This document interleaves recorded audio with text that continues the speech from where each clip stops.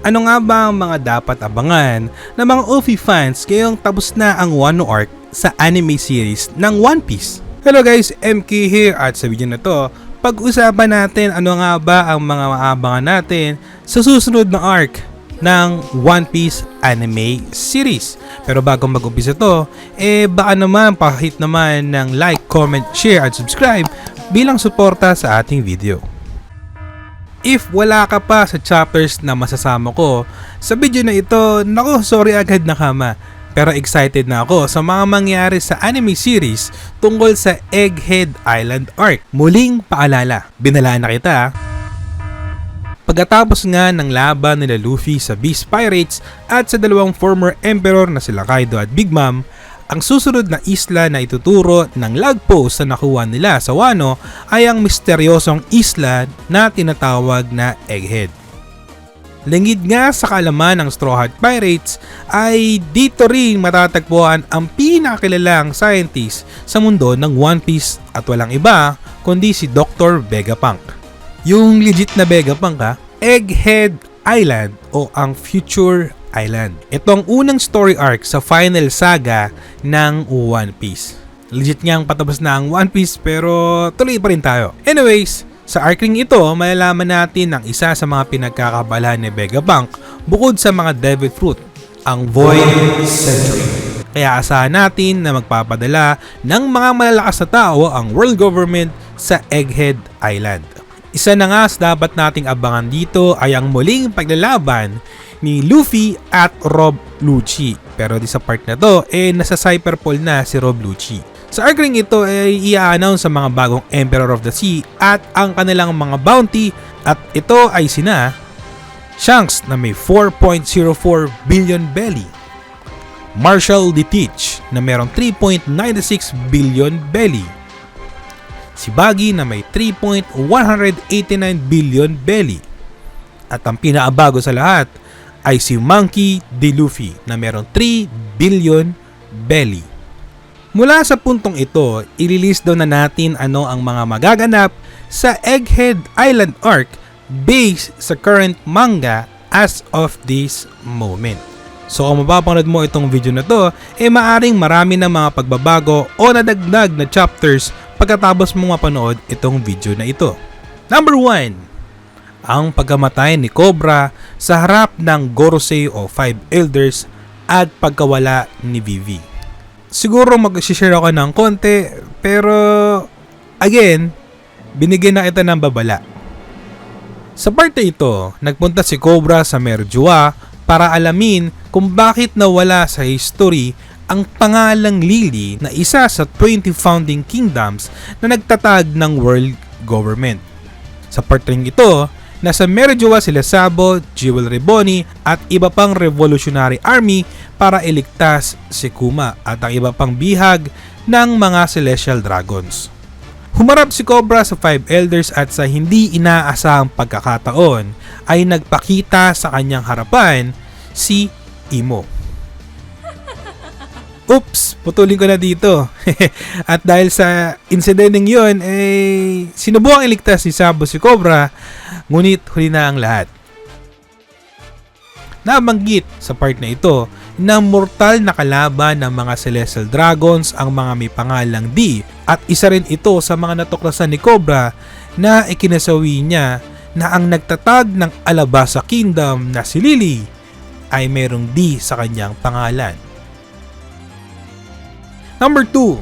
Sa arc ring ito ay ipapamalas ang lakas at kapangyarihan ni Shanks. Hindi ko lubos akalain na ibang level talaga ang lakas ng isang Shanks sapagkat sa pal na ito, kitang-kita natin ang pagkawasak at pagkatalo sa isang iglap ni Eustace Kid. Siguro panoorin nyo rin yung One Piece movie Film Red para makita nyo ba yung iba pang part na kung gaano kalakas talaga si Shanks.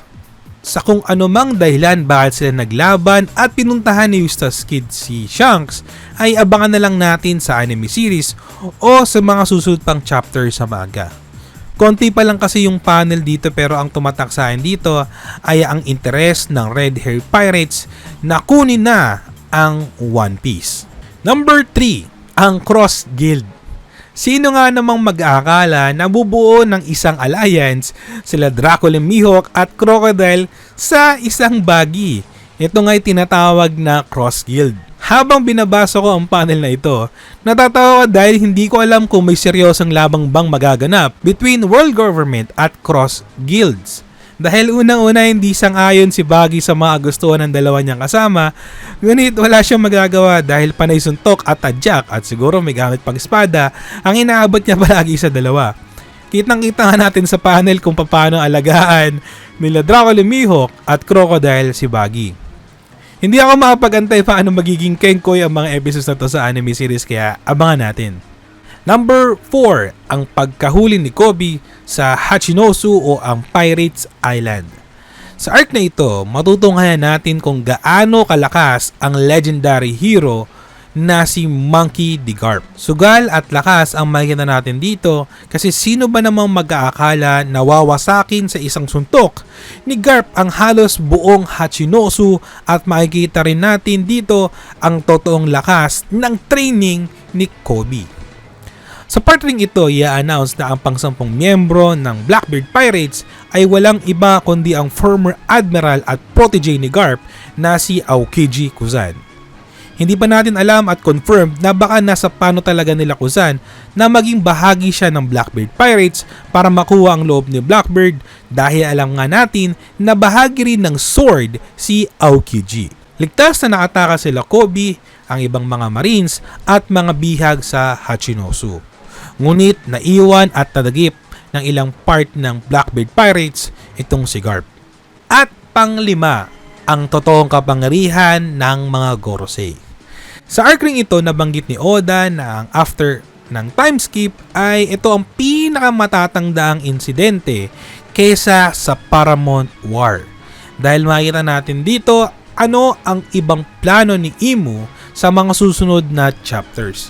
Seryoso, nakakilabot ang mga susunod na episodes na to sa anime dahil makikita natin ang isang malademonyong devil fruit at lakas na ipapakita sa chapter 1094 ni Saint Jerry Garcia Saturn sa manga.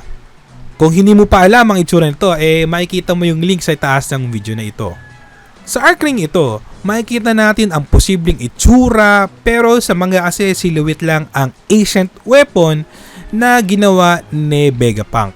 Hindi pa ito confirm pero maaaring inayos lang niya ito. Masasaksihan natin ito sa isang isla na tinatawag na Lulusia. Sa pagdilim ng kalangitan at sa isang iglap, naglaho na parang bula ang isla ng Lulusia na nagdulot ng malatsunaming alon sa dagat sa lahat ng parte ng Grand Line at New World. Ang Egghead Island arc ay maaaring maging susi sa misteryo kung paano, saan nagmula at mga bagay na hindi natin alam tungkol sa mga Devil Fruit. Sa arc ring ito, malalaman natin kung gaano kalakas ang potensyal ng isang Vegapunk na gumawa ng replika ng isang Devil Fruit at maging ang mga Devil Fruit user rin nito. Isa pa sa pwede nating ma-expect ay gaano ba talaga kalakas ang isang Monkey D. Luffy sa Gear 5 form. Dahil makaharap ni Luffy dito sila Rob Lucci, Admiral Kizaru at posible rin na si Saint Saturn. Hindi pa natin alam pero abangan natin ang mga susunod pang chapters at yung animation sa One Piece. Higit sa lahat, itong arc ring ito ay maaaring magsilbing opener para sa final saga ng One Piece dahil malalaman na natin kung ano ba talaga ang mga ibig sabihin ng Will of D, Void Century at ang Ancient Kingdom. Ayun lang, maraming salamat sa panonood at patuloy na suporta. Bago matapos ang video na to ay a huge shoutout ulit sa aking idol na si Inero Review PH. Maraming salamat boss at sa inyo na patuloy na nanonood mga nakama.